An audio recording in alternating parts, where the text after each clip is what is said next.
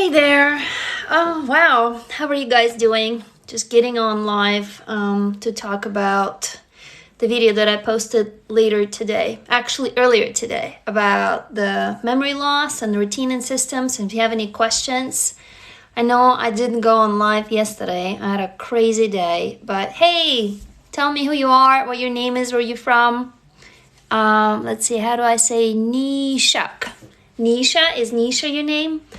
So I was talking earlier about routines and how it knocks me out of normal day. You know, even this is my routine, going on live, and when I don't go live on time, I feel like my feet have been kind of cut off from me.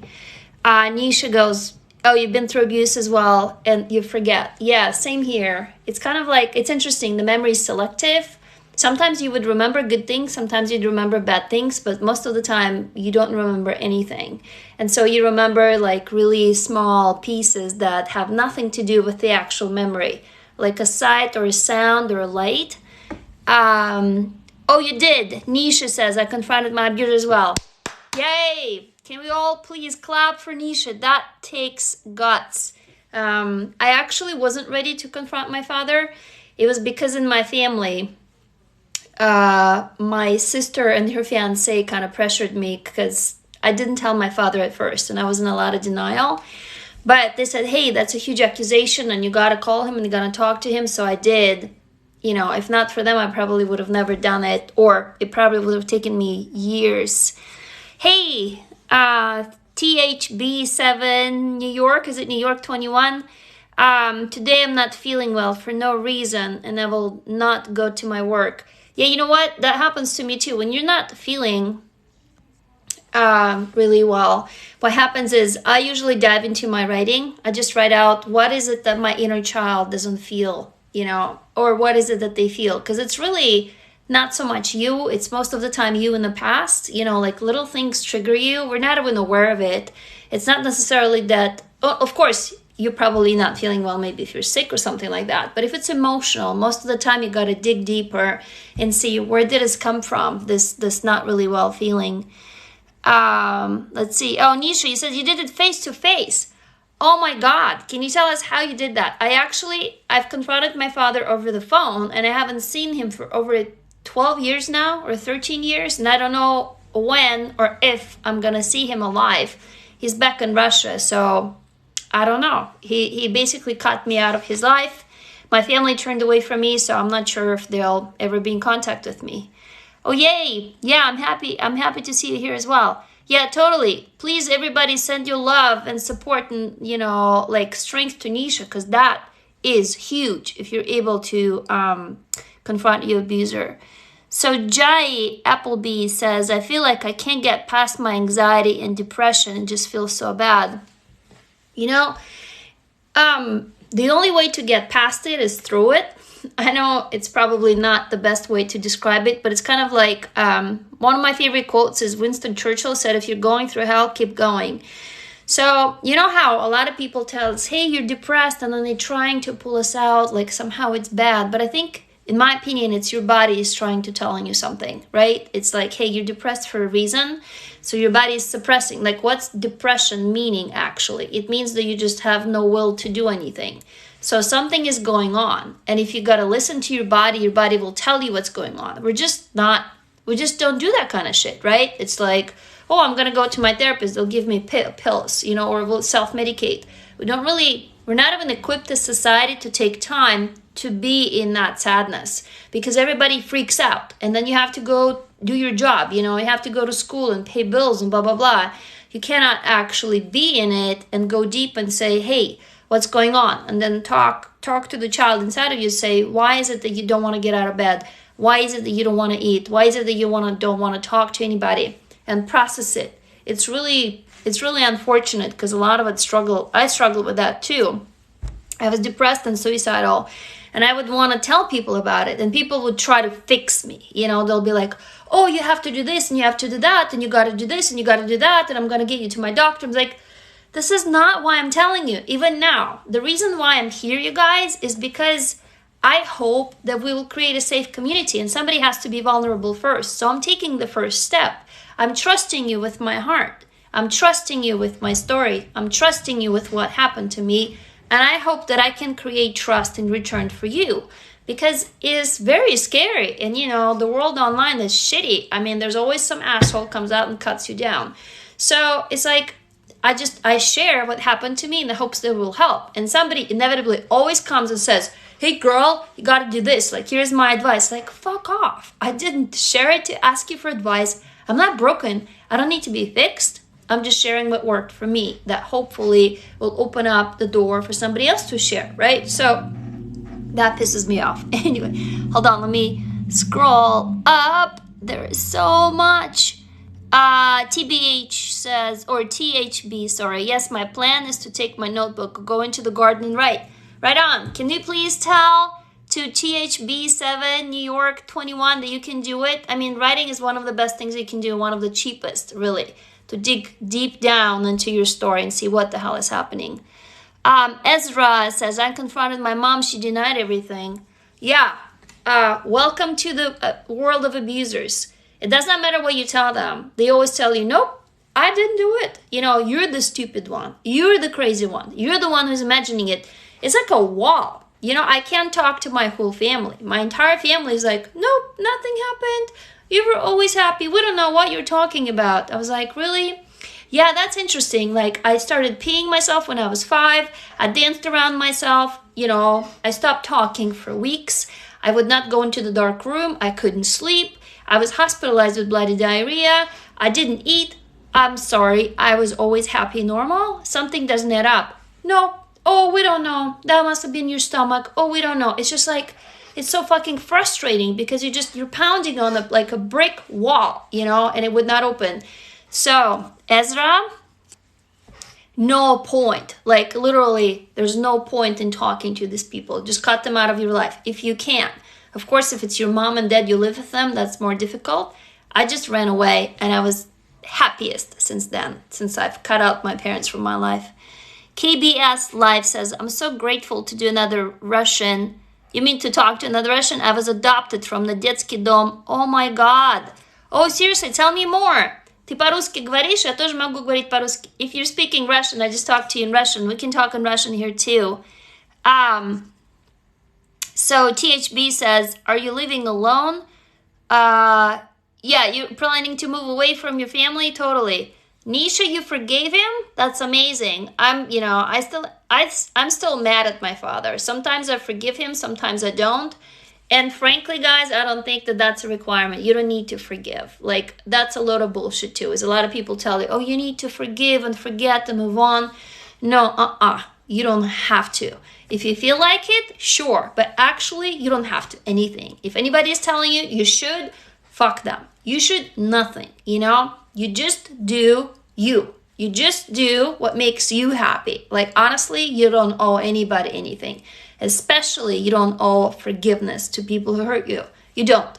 If it makes you feel better and if you want to do it, do it. But if you don't, don't. That's one thing we got to learn. Those of us who've been through this shit is like, don't let other people tell you how to live your life. Don't let other people tell you, oh, you're supposed to do this or you're supposed to do that. You know what? You know better. Your body knows better. And if you just tell all those people to shut up, like all this noise is just noise around you. Because people will tell you how to live your life. If you just tell them, I'm not sure, I'm confused, all these people come out of all the woodwork. Well, you should go to this. You should go get this job. You should go study this. And it's like, years go by. Then you're like in your 30s or your 40s, you go, what the hell am I doing? Like, why do I have this job? Why do I have this husband or wife or whatever partner, kids and house and cars? I'm in debt up to my ears and I'm not happy. It's because people tell you, you should, right? So they're hanging their own dreams or their own fears on you because you should. And that is the biggest problem for most of us survivors. It's we just take it. We just allow people to do it because we have no boundaries, because our boundaries have been violated. And so we grew up thinking that we're supposed to serve others. No. This is what you tell them. No. But it takes a lifetime of courage. Like, it took me, oh my God, several decades to get over it. And I'm still sometimes falling prey to people who come and tell me, you should do this. Usually it's an old white man. It's just like a trigger for me because my father's an old white man, right? And so I just fall right into it. I step right into the same pile of poo. I'm like, fuck, why did I do it again and again and again? So that's one reason why I'm, guys, here. I've been kind of away from people and from the world for about 10 years because I was done with people. I was like, fuck this, fuck my family. I mean, if even my own family turns away from me, who else do I have? And now I'm like, you know what? I got you and you got me. And I'm hoping that I can create a safe community by sharing first. So I'm being vulnerable with you to share my truth first. And hopefully for you, it opens up a space and I can hold the space for you. I can hold you in my hands and say, you're safe. I shared with you my truth. You can share yours and we can open up a conversation because predators thrive on silence. Well, fuck them. You know, we're not going to be silent anymore. Hold on. There's a bunch of comments. Mael Muriel says, you're the only human whose English I understand. What? Thank you. You're welcome. Oh God, there's like been over 70 comments and it doesn't, if I don't scroll up, they just all kind of bunch up. Hang on, guys. Let me go. There is a lot. I don't have enough time to catch up on it. Hold on. I am scrolling. If somebody knows a better way, because there's just lots of hearts, lots of love. I love you all. I love you. And I do hope that I can make it. And I'm also building a safe community that's completely troll free. That's my startup, Amberville. And it's the link is in my bio. So this is my company. I started it to help us write our shit out into stories and to flood the world with real stories, not with like Hollywood stuff, but this is the real stuff that happens to me. I wish I could move in with you. Scriptorium, I will totally adopt you, or you will adopt me. I'm even potty trained, you know. All I need is like a corner and like some meat. I love meat. I'm a meat eater. Lila Angel, I'm so happy to see you here. Thank you very much. Flat Milky says, my mom has PTSD. I wish I could show her your videos to help her, but she can't even hear certain words. I'm really sorry. That's difficult. I mean, I don't know. How would you help somebody like that? Tell me more. Ezra says, I don't care about confronting anymore, but the trauma effects frustrate me. Yeah, confrontation is not for everybody. Frankly, guys, if you don't want to, you don't have to. Like, it can only re-traumatize you again. Do it only if you're strong enough. Again, I did it by accident because I was forced by my family. I wasn't ready, and like I said, it happened. What happened? Jenna now. Hey, you just watched one of my videos. Yay, from Finland. Right on. If you're writing a question, please give me your name. Or all of us, tell us your name, where you're from, because this will help us kind of orient. Вы русская? Да, конечно. Я из России. I wish I could move in with you. Okay, this Nisha says, my mom did not believe me and I cut her off emotionally. Absolutely. If somebody doesn't believe you, that's the worst case, is that you feel dumb, you feel like an idiot, you feel like you imagine. You start doubting yourself, you know? Anybody else here, right? You're doubting and you go, am I insane? Like, they must be all right because they're all telling me I imagine it. Something must be wrong with me. And that is the biggest tragedy of abuse, especially childhood sexual abuse. Because the finger is pointed at you and you think you're wrong. You think you remember wrong. You think you did something wrong. And that never goes away. You think you're the bad child, right? And so you grow up with this bullshit, which is not true. JYE Appleby says, everything you're saying is very relatable, makes me feel understood. I'm so happy. That's what I'm here for, is because when I was going through this, I was completely alone. And you know what I thought? I thought I was unique. No way. This is so not unique, it's not even funny. This is very common. Everything I'm telling you, I've read a bazillion books about it. It's just like, it's a typical family scenario. Usually the abuser is a man. Usually he's older, very patriarchal, you know, very tyrannical, like the head of the family. And the women usually support the abuser. Usually there's always one child who's the scapegoat. There could be many children, but there's always one that is the main target. And usually it's the most sensitive child. Take me here, right? It's like, You poke me with a finger, I'm so ticklish. I start giggling and then I start crying. I'm very sensitive, you know, my skin to touch, to everything. And sometimes it's usually the smartest kid, you know, it's the one who will know to shut up. And that's why we become like these superheroes, they call us, or super, you know, these stoics. We're stoics, right? We go out into life and we're the ones who hold everything together. We're the ones who are parenting everybody around us. We're the ones who are helping everybody. And yet we are the ones who are bleeding on the inside, but we don't ever show it. Been there, done that? Raise your hand. Yeah, I know. Same here.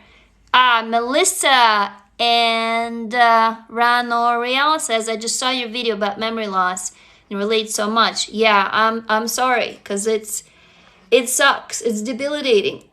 You guys, any of you who've been to my lives, you have seen me do this here. I would go and talk, and in the middle of a sentence, I'd be like, oh, I completely forget. Like, it triggers something, and my brain literally shuts down.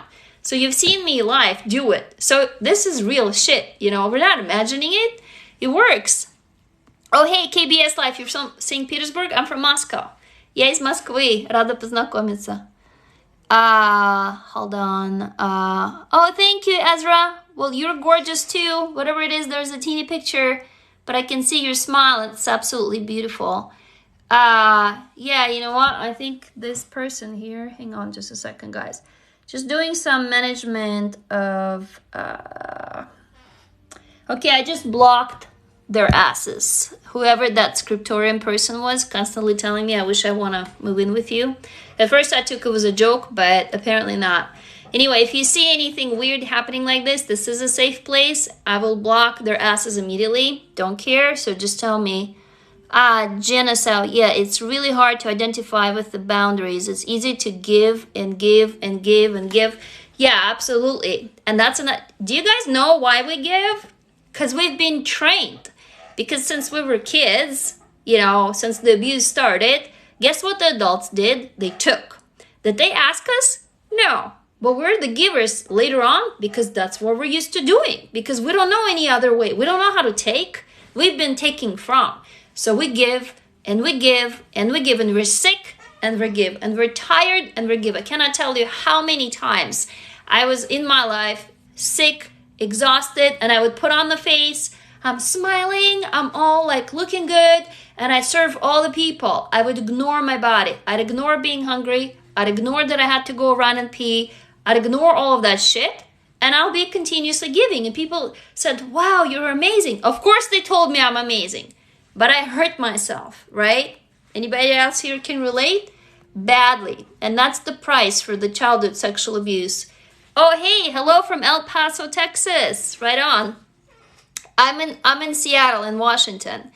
So, oopsie droopsie daisy said, I love it when I catch you on live. Oh, thank you. I am honored. Like, you guys have no idea what the fuck is wrong with you. You're here with me instead of watching your favorite TV show or something else. I'm really, truly honored. And I really believe that then we're having a meaningful conversation. For you to spend time with me, we're strangers, right? So I'm sharing these stories, hopefully to create a space for you to begin sharing yours. Because somebody has to take the first step. And because I've been through all of this, you know, and I'm at the place right now where I'm in a good place. I'm in a different country speaking about this in a different language. It's not my first language. My parents can't get a hold of me. You know, my dad is sort of on Facebook, but he's not there often. My mom is not on any social media. My stepmom is on Facebook sometimes. So technically I'm safe. I feel safe. Also, I block their asses if they kind of go and start telling me I'm doing something wrong. So I'm in a position where I can do this. I know many of you cannot. I know many of you still live with your abusers. I know that many of you are just not in the position to be able to do that. This is why I'm giving you here. Because when I was not in the position to do so, I didn't have much around me. I mean, after my family turned away from me, it was just like, okay, I guess I'm fucked. So I was suicidal for 2 years because I was like, I just want to kill myself. There is no point in living after your family goes away from you. Like, what else is left there, right? The only reason why I didn't kill myself is because of my kids. I was like, well, that will be a shit move. As a mom, right? How much better am I going to be than my mother if I kill myself? I was like, okay, I'm not going to do it. I'm going to stay alive for my kids. Let's see. Oh, you have a friend. Julie says, I have a friend named Ksenia and she's from Russia. Right on. Ask her where from. Oh, hey there, from San Fernando Valley, California. Poland. Look at that, you guys. We're in Poland. I was in Warsaw once, riding by on the train. I used to live in Berlin for 4 years, and ich spreche Deutsch ein bisschen. I can talk in German a little bit. I love Poland. What do I do if my ex comes back? How do I react? Yeah, tell me more exactly, because there is so much in that, in a situation like that for me to be able to answer it. So it's truly helpful. Hold on. Where is there so much? Oh, hey, Paola Lucia. Every time I think about my abuse, I feel really bad. How do you talk about it without feeling bad? So, how do you talk about it without feeling bad? It's taboo in our society to talk about this, which is very unfortunate, which is why I'm here, in the hopes that we can break it together. If it really makes you feel sick and bad, don't talk about it. Begin writing down. This is how I healed myself. Like, I've written books. I showed you some of you, my books, this one, and this one, which I just published, and this one. So I felt like nobody can listen to me. Nobody hears me, because I didn't try. When I started remembering all the stuff that happened to me, I would go to parties and I was so angry at my family. The people would ask me, hey, how are you? And you know what I would say? I would like, hi, I'm really bad right now. So I just found out that I just had a conversation with my father on the phone. I confronted him about sexually abusing me. He admitted to it. Then he cut me out of his life. Then my family told me I'm lying. And so, this morning I wanted to kill myself. How are you? You can imagine that people stopped inviting me to parties. I got even angrier because I was like, will somebody listen to my story? Am I like absolutely nuts? And so after a while, I've lost most of my friends. Just, people that you think they're friends, but they're not really your friends. And then I was completely lonely. So back to your question, how do you talk about it? This is why I wrote. I felt that this is safe. That when I'm putting this on paper, that paper can't tell me to shut up. Paper can tell me I'm crazy. And because I imagined a lot of it, I had this distance from my abuse. So I was actually able to talk about it to myself even. Does it make sense? At first, I had myself to accept my story before I could tell it to people. Now I've accepted it. It's part of me. I understand it's always there. It's forever with me. And that's why I can talk about it. Exactly. Nebraska says, no one wants to listen. Yeah. People tell you, hey, I have enough of my own shit. Like, don't put more shit on my plate. And you're like, what am I supposed to do? Go hang myself? Which literally some of us do, unfortunately, because you just lose faith in humanity. So Nisha says, don't be afraid to talk about your abuse. Yes, it sets you free, unless if you do talk about it and people around you can hurt you. So then you have to find a safe place to begin talking about it. Jenna says, my parents divorced and argued a lot. If I argue with my boyfriend, I become tired and forget what happened. Yes, it's because it triggers you. I also grew up with fights. I grew up actually with, in a household full of women. It was my great-grandmother, my grandmother, my mother, my aunt's daughter, my mother, second daughter, my half-sister, even the dogs. Well, like 3 dogs, cats, a hedgehog, oh my God, rats. It was a shit show because it was constantly dirty. Like, there were dishes piled up in the sink this high. And my mom would always bring stray animals into the household. And my mom and my aunt would fight. They would like literally tear each other's. Have you guys ever seen those fights? Like, I kid you not, like on TV or like on some bad YouTube video where they stand sideways and it's like they have their hands in their hair tearing at each other. It was horrifying. I was hiding in my great-grandmother's room because hers was the only one that would lock. It had the key and she would hide me there unless she was punishing me. So it's just like, okay. You guys are witnessing. I just lost completely my train of thought. Oh my God. I forgot. I just blanked out. There you go. There's your memory thing. I was answering something to someone and I just forgot. It's because it's a trigger for me because my great-grandmother beat me with stinging nettles on a naked butt once. You know, she caught me with my pants down in an outhouse. It's a whole story.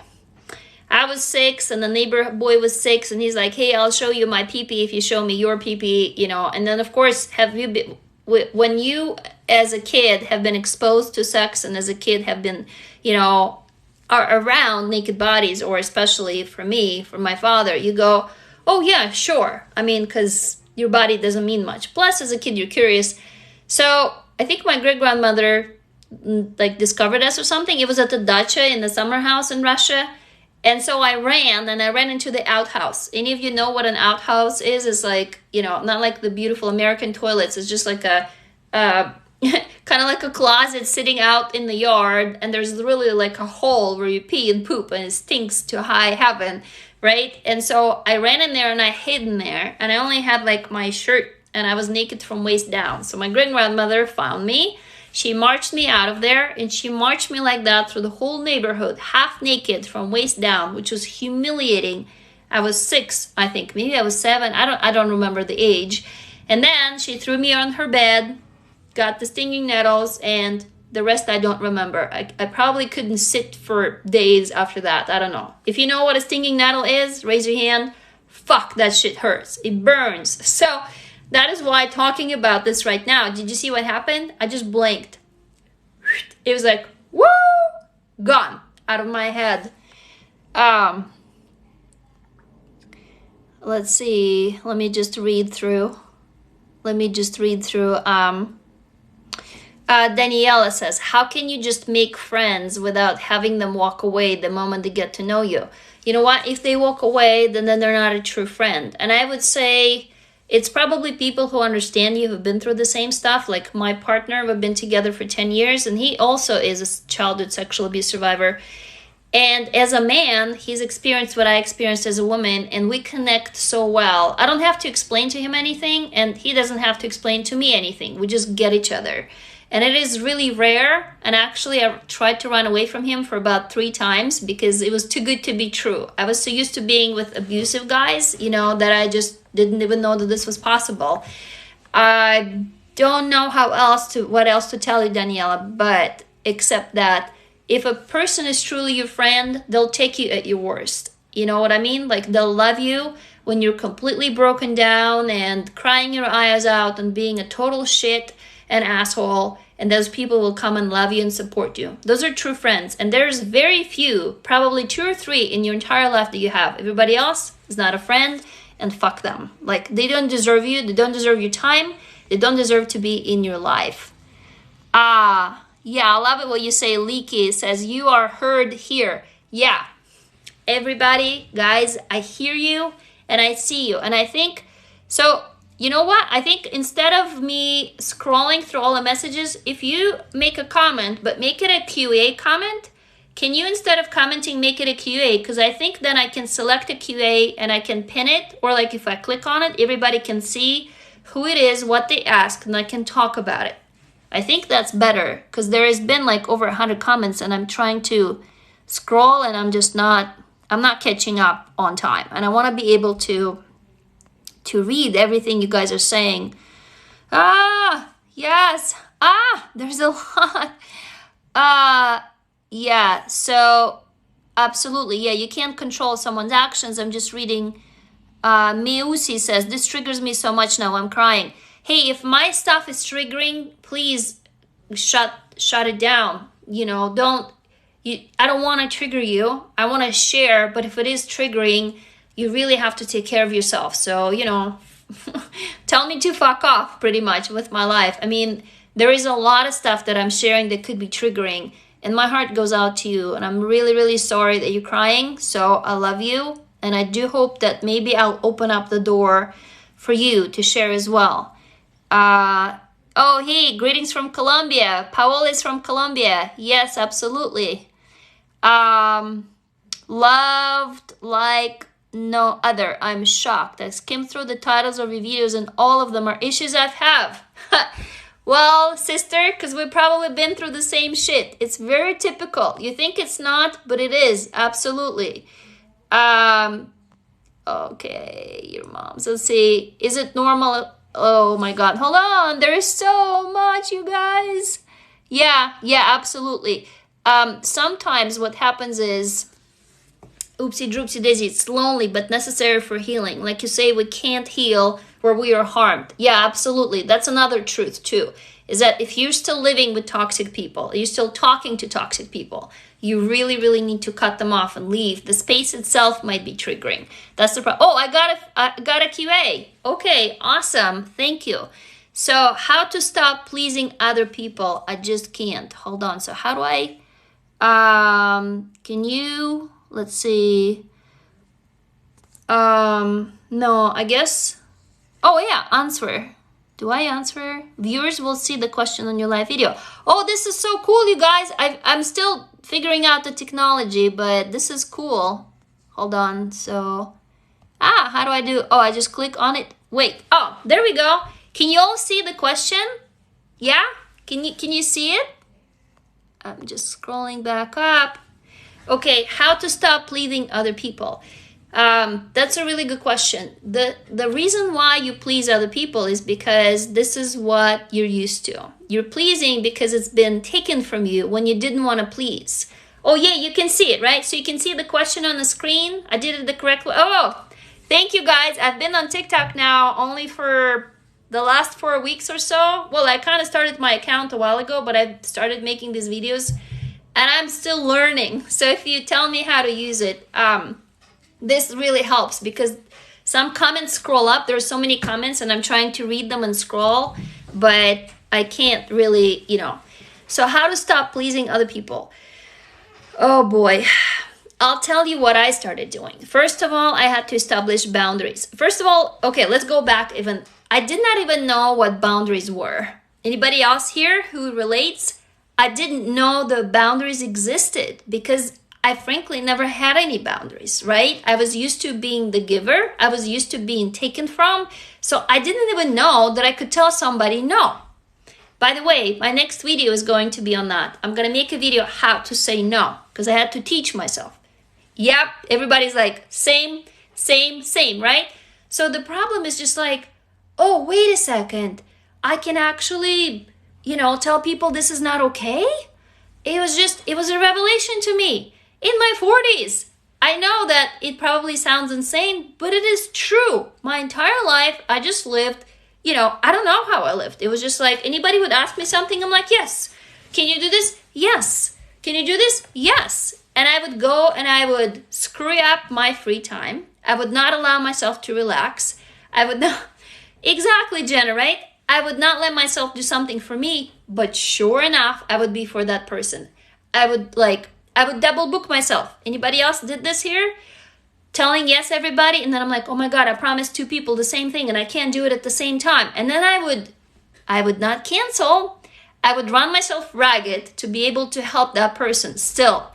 And guess what would happen? The other person would be pissed at me because I told yes to both people. And then I would be the one guilty. I fucking hated it. So this whole thing of pleasing people, I did not even understand I was doing it until I started learning, oh, there is such a thing as boundaries. And by the way, my time is important. I'm important. It's actually important for me to protect myself. Yeah, it's good to do something for me. Oh my God, it's my body. Oh, it's my life. I was like, wait a second. Who am I living my life for? Anybody else had here a wake up moment? I mean, I've been through 2 marriages. I have 2 kids. And I did not even understand that it was okay for me to do something for me. I was always doing it for somebody else. So that was step number 1, Melissa. This is going to be like a long answer to your question. But step number 2 was actually going, wait, how do I establish boundaries? Like, what are boundaries?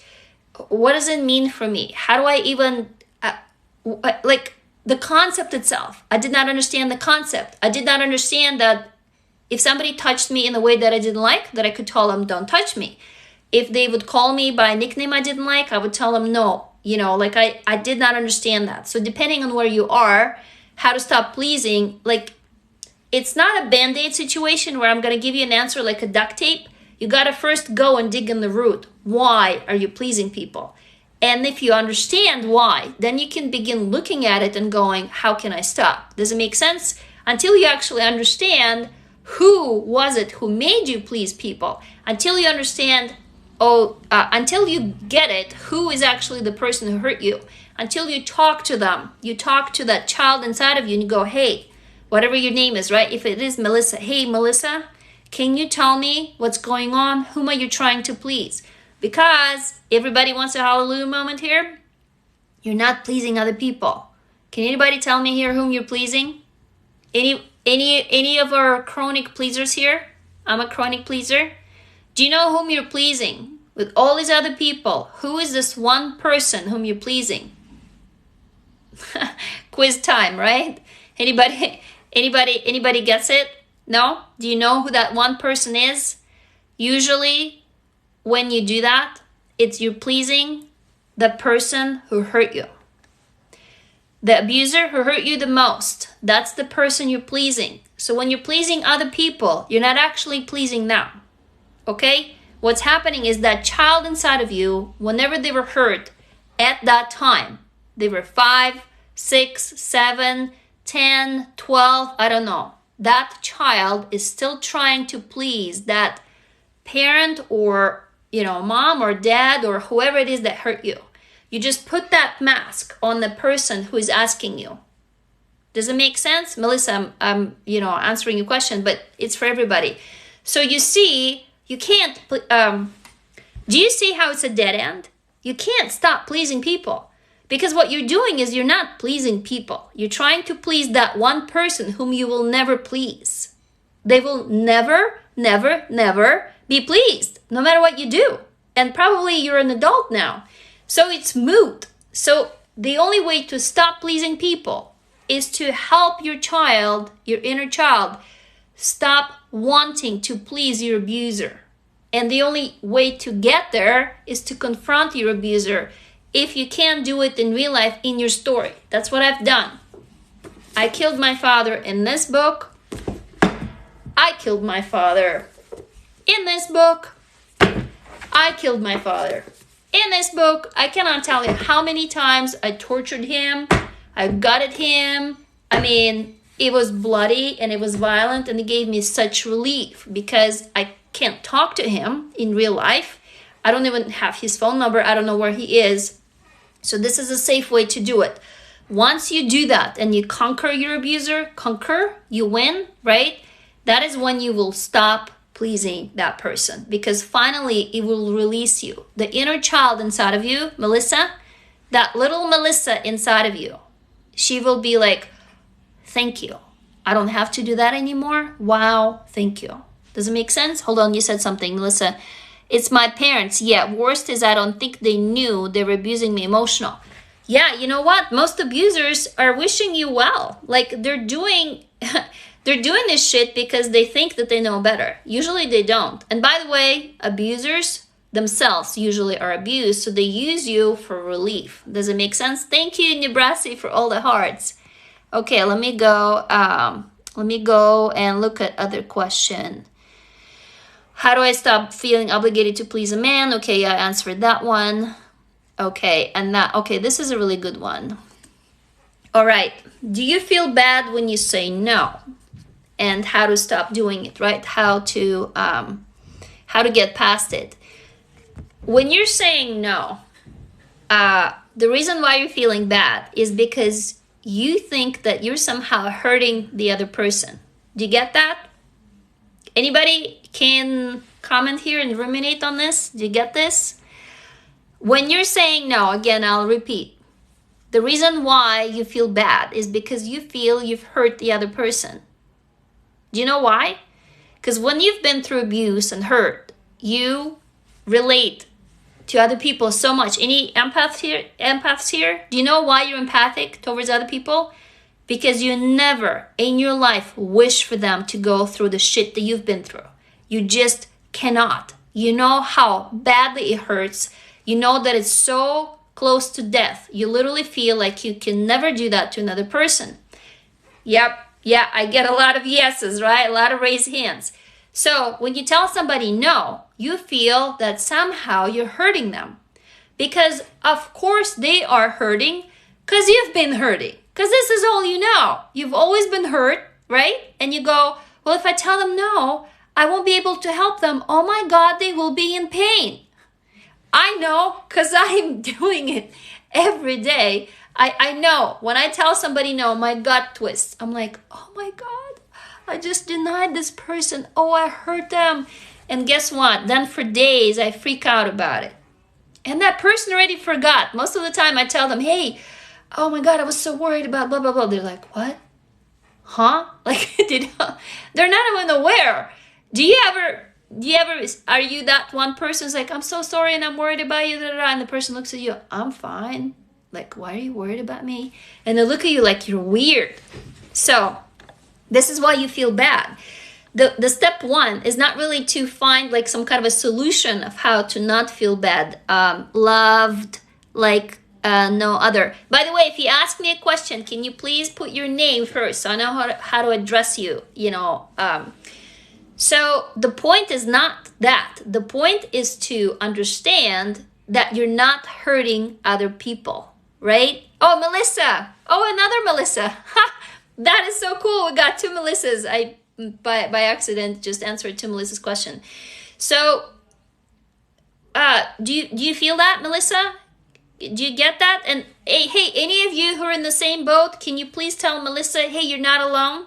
Can you please tag loved like no other and just say, hey, you're not alone, I get you? Because the worst thing that we have as abuse survivors is we think we're alone. We think that nobody understands that. It is so important for Melissa right now to hear, guys, from you that we get Melissa. Can we please all tag and say, I get you, I get you, I get you, I understand you, I get you, you're not alone, okay? Because this shit is debilitating, right? If it's like you're not hurting anybody if you're telling them no, but you absolutely cannot get over your body because your body locks up and it goes, oh no, you just hurt another person.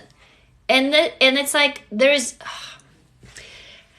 I wish I had a better kind of a quick solution for you, Melissa. The problem is that you will take a long time. First, you have to heal yourself. So it's kind of like until you feel safe in your own body, you can't really tell a person no because you feel you're hurting.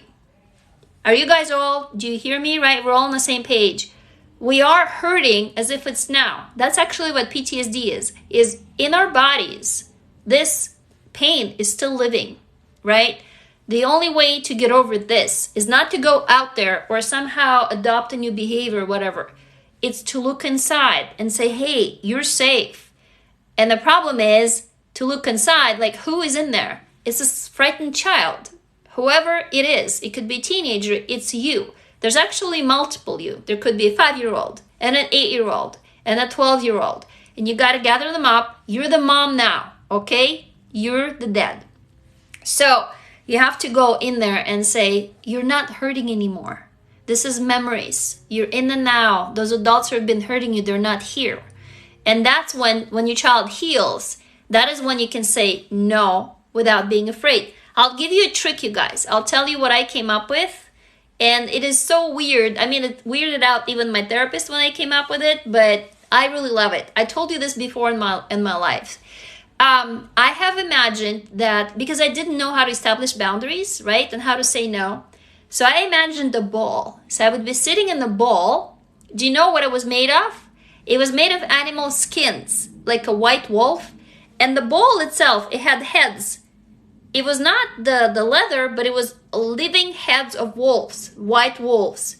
It was a ball of fur, and I was inside of it. So I would imagine when somebody would tell me something, that I didn't want to hear, or I had to tell them no, I'd go inside of this ball, and I'd sit there, and I knew that if that person touched me, guess what would happen? The wolf would cut off, they would bite off their hand. For the longest time, I would close my eyes, which is weird in public situations, but it was. And I would sit there going, I'm safe. because I got this wolf ball around me.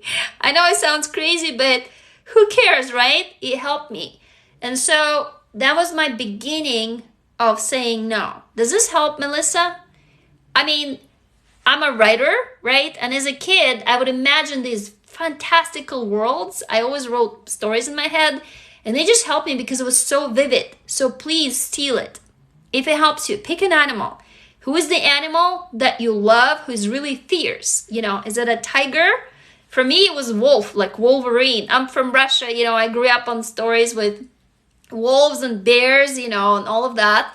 So this is what I chose. So pick an animal and then sit inside of that ball made from that animal, knowing that it's alive. It is living barrier. It is literally surrounding you and you're safe in it. Lion. Yay, we got lion. Okay. Shout out. What's the animal? Who is your animal? You know, it has to be somebody fierce. And that's when you imagine, because the image is so strong in your head that you can actually memorize it. Because we don't usually memorize stuff. Oh, lion, my favorite. Okay, so elephant. Yeah, elephant can tromp people. Fuck yeah, Black Panther. Yes, wolf. Okay, tiger. Yeah, be the tiger mom. Fuck yeah. Spock. I'm Spock. Hey, lion, horse, jaguar. Horse can trample someone. Yeah. So can you imagine sitting in the ball with horse's feet? Anybody comes, it's like, smack, you're dead. Like owls. Oh, owls, bear. Yeah, dragon. Yeah, dragon. Fuck yes. Wonder Woman. Oh, yes. We got Wonder Woman. You're welcome. Hey, can we please all send love to Melissa? Loved like no other. You know, Melissa asked the question and say, hey, pick your animal. You're going to be safe. I mean, this is like the beginning of what you can do. So let me go back to another question. Okay, so you need to know how to remember what happened to you as a child. Yes. This is kind of a, let's see. Let me pick this one. This is a good one. So Ash, Cash, Big Ash. So the thing about this is you already know. Okay. Guys, if you want to ask me a question, I'm reading the comments as they go up, but please put it into Q&A like this, so then when I'm answering, everybody can see. So Ash, Cash, Big Ash, can you tell us what your name is, where you're from? Can you just type it up so I can address you directly? The thing is, you already know. So all of you guys, just your body knows. Any of you here have read the book, The Body Keeps the Score? If you haven't, and if you're in the same place that I have been, which I didn't remember most of my childhood, please read that book because it's amazing. It will guide you through why you don't remember. So when you're as a child, whatever happened to you, oh, Ashley from Vancouver. Oh, hey, I'm not too far away from you. I'm in Seattle. Thank you for asking this question. So Ashley, you already know. Everything you need to know is already in here. It happened to you. It got stored in here. Okay? And it got stored in here. The only thing that you need to do, how Q&A work? On the bottom, there's like a little question mark with a little squarish thingy. I think can somebody, if anybody is more TikTok savvy, Jenna now, can you please tell Jenna now how to do Q&A? Because I'm not as tech savvy either, so I don't know for sure. So Ashley, the place that you can dig is yourself. And this is the work that you can do if you go alone into your story, not actually remembering what happened to you, but writing fiction. This is what we do in my community, Emberville, is in order for you to remember things that come up, you have to access your subconscious. But you can't access your subconscious, right? Because your conscious is blocking it. So how do you access that? You basically can't. It's like, nope, no access. But if you write a story, a fictional story, like I would ask you, hey, Ashley, right now. By the way, you can come to my Zoom class. I'm teaching how to do that every Saturday, 3:30 to 5 p.m. Pacific time. If you just send me your name, tell me you're over 18, hopefully your name and your email in a direct message, or go follow me on Instagram. Send it to me there. So right now, Ashley, anybody else who wants to do it, just pick a, little notepad and pen. And so you begin writing about yourself in third person. Do you know what third person is? So you would not write about Ashley. You would not say, hey, I don't remember my childhood, right? You would say, Susan doesn't remember her childhood. You change your name, right? And then you begin writing a fictional story. You basically imagine it. Imagine what Susan's childhood was. Guess what will happen? Your subconscious will be like, I'm protected, and your conscious will be like, oh, you're not actually talking about the real stuff. I don't have to protect the subconscious anymore. And boom, you'll be able to access it. The stuff that will come out usually will shock you and it will surprise you. And this is what I did, guys. I healed myself because I'm writing my 10th book now. It's only my 8th novel. My other 2 books were just kind of like, books of tweets. But it was through this writing that I found the patterns that my body was trying to tell me of what's happening. And stuff came up. Memories came up. And I was able to access them because my conscious relaxed. So Ashley, can you do that? Can you write a little story and send it to me? Send it to me. Go to my community's website. There's a contact form, and you can send it to me in the email, or you can just Google me. My name will pop up, my website will pop up. You'll find my email. So this is so important. This is such important work, and it is so underrated right now. Like there's journaling and therapy and all of that. But what's important about fictional writing is that you bypass the blocker. This is the blocker, okay? This is a very smart brain. Yes. So Ashley, I just want you to know, all of you guys, your brain is a very smart machine. It is really good that it's blocking this shit out because you're surviving. This is why you can survive, is because it is blocking all the shit that happened. The only way to access it is to bypass it. And you can bypass it if you write an imaginary story about not yourself. Then the brain goes, oh, I can relax. But guess what? You only can write what you know. We're dumb this way. We can't imagine aliens or any other creatures or any life on the planet that we haven't already seen. If you watch any of those alien movies, what is it? It's just a mix of some insect with some animal with like human, right? Because unless we've actually seen an alien, we can't make one up. So Ashley, what you will write, you can't make up. Does it make sense? Like your body never lies. Your body will tell you if you just listen, but we don't make time for it. So what I call it is daily mental health exercise. You have to do daily exercise, like lift your butt off your chair to move around, right? Write a story. Exactly. Daily mental health exercise is for you to write a story for 20 minutes. This is what we do in Emberville, in my community, okay? Every day for 20 minutes, you write a story. But you write a story about Ashley, but you change your name, okay? This is critical. Ashley, this is really, really critical. Yes, do not use Ashley's name. And do not write, I did and I that, don't write in the first person, this is just a literary writing term. Please pick a different name. It cannot be your nickname. Just go ahead and pick one. I mean, I picked Susie. Maybe it's Catherine. Let it be Catherine. And you write about Catherine. You say, so Catherine lived in this small town in, instead of Vancouver, you would say she's from Texas, or I don't know, maybe she's from Germany, right? From some place that maybe you have never been. And you say Catherine couldn't remember her childhood and she wondered why. One morning, yes, exact. Can you do that, Ashley? Please write the story right now. Ashley, 20 minutes, that's all you need. Set a timer for 20 minutes and write, and then send it to me. Yes, it cannot be yourself. It absolutely has to be another person. Because if it is yourself, your brain goes, alarm, alarm, alarm, alarm. No, no, no. And it's just like there's no way you can access it. It really has to be a different person. I think we have a really great follow-up question about this. Yeah, this is a great one. So Mani Puente says, how do I know if I'm writing lies or my history? The thing is that you don't need to, oh, thank you for gift, Jules Ruby. Thank you so much.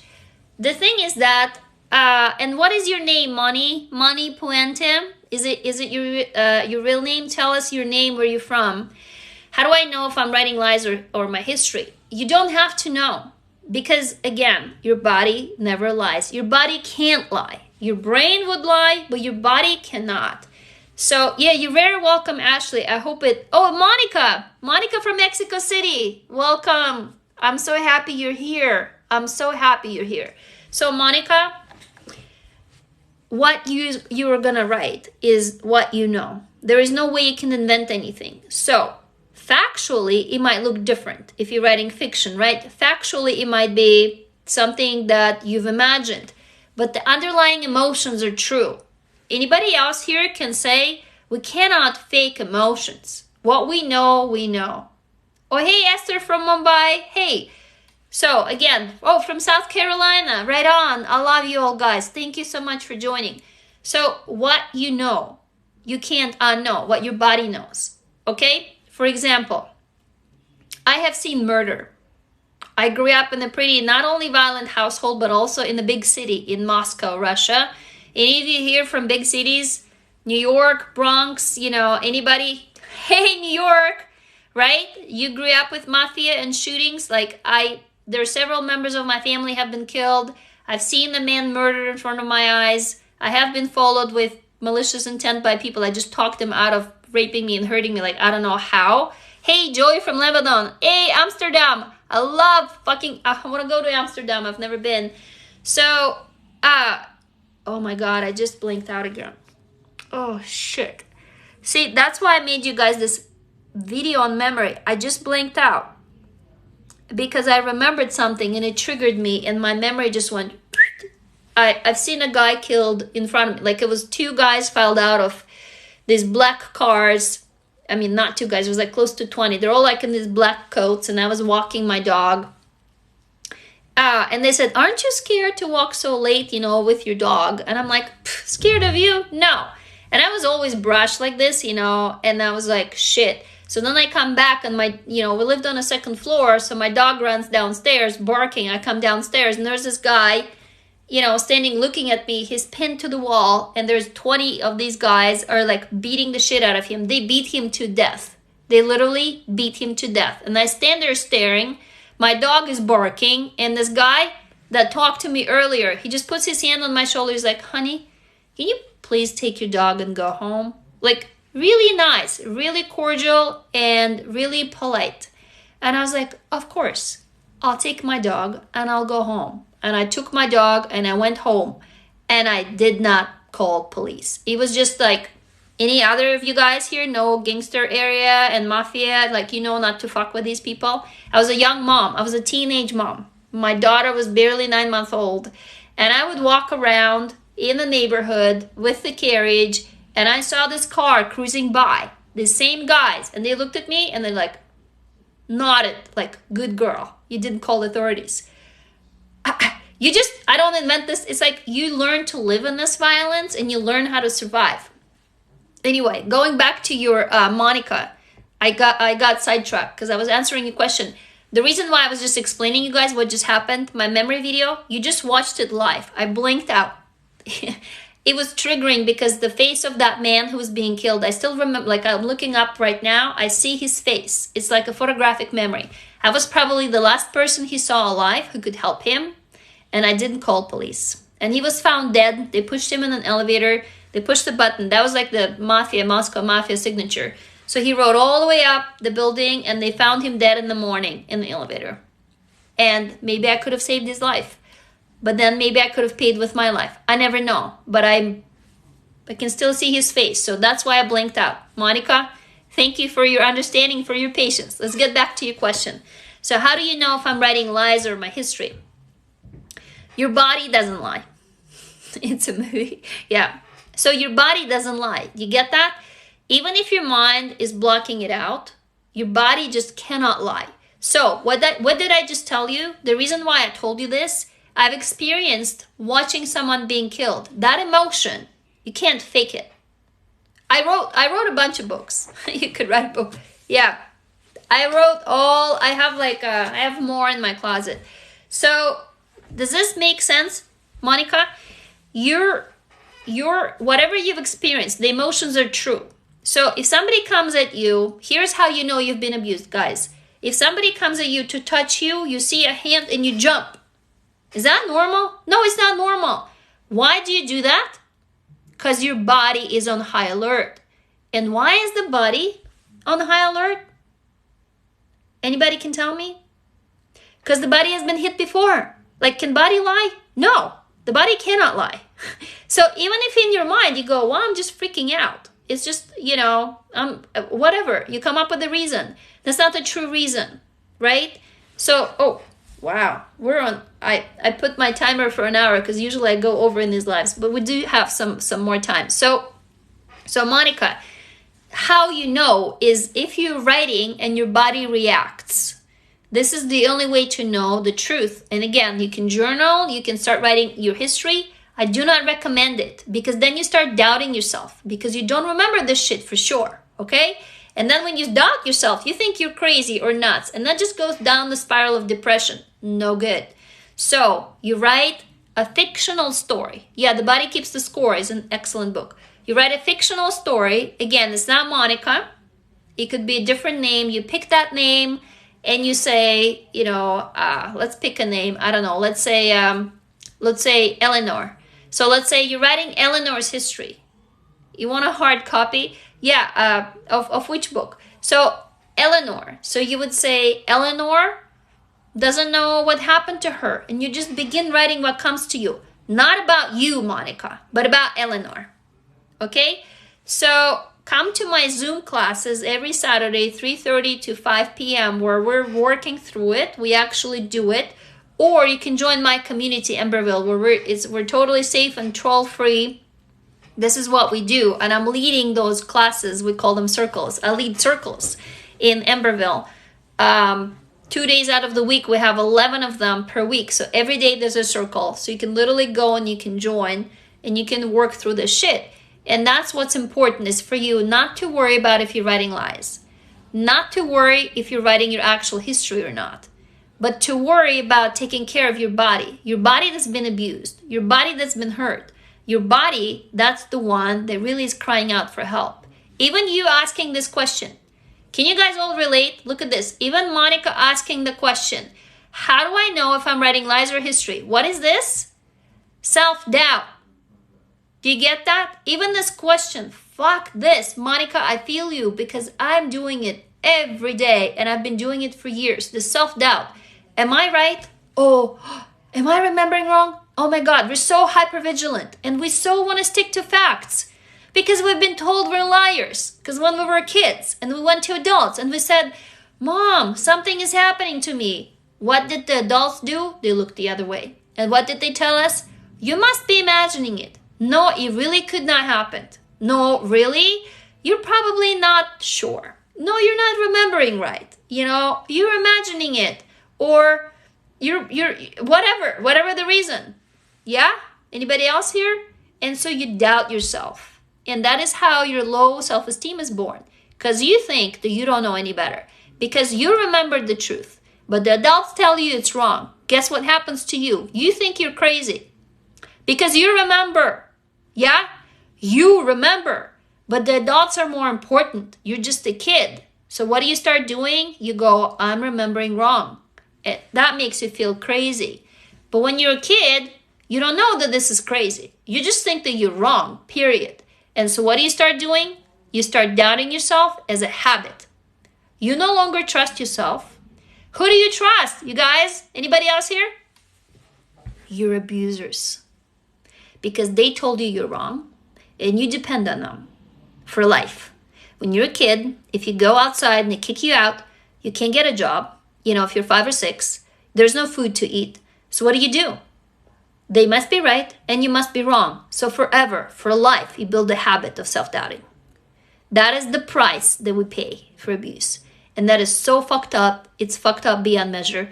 And most of us don't understand it. People who have never been through this, they don't get it. Why we always constantly have self-doubt. And that's the crux of it. So does this help, Monica? I'm not seeing you commenting. Please tell me. I hope this helps. How can you join the Zoom class? So if you want to join the Zoom class, There were like 30 people on the invites, but only 5 people showed up. So if you really do come, you know, I'm there. It's every Saturday, 3:30 to 5 p.m. Pacific time. Either here on TikTok, send me a direct message. Tell me, hey, I want to come to Zoom class. Add me, that I'm over 18, your name and your email, so I can add you to the email on Zoom. Or follow me on Instagram, send me a direct message there. Because sometimes, thank you, Maggie, because sometimes it's easier for me to see messages there. And hold on, so let me go. There's another question that do you have tips for flashbacks? Okay, so this is a good one too. Strawberries on toast. Hey, I remember you. Strawberries on toast. What's your name? Can you tell me what your name is?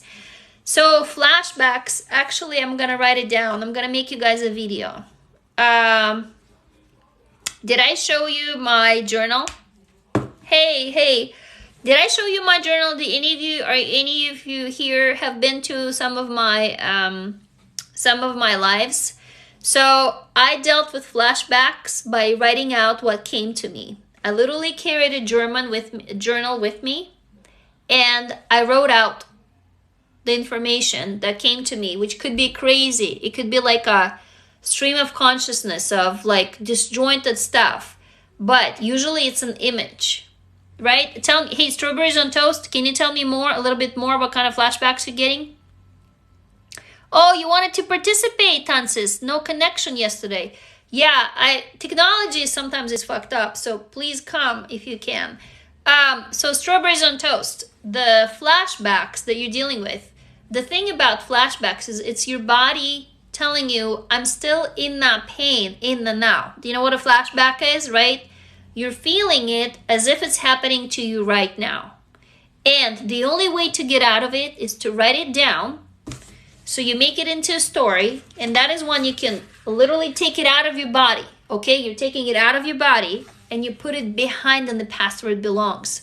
Because when you write down a story, it has beginning, middle, and end. If it isn't here, it is forever in here. Because your body thinks, I'm in it.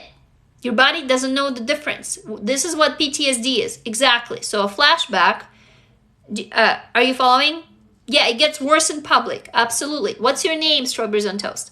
So I had flashbacks in public, and I had panic attacks in public. I mean, it was horrible. When I was going through my recovery, a noise could make me go panic, a smell, a light. I mean, I was so terrified that I didn't want to leave the house because I was just thinking that I'm going to go and, oh, Nikki, very good. Oh, I remember you told me your name is Nikki once. I think I asked you before.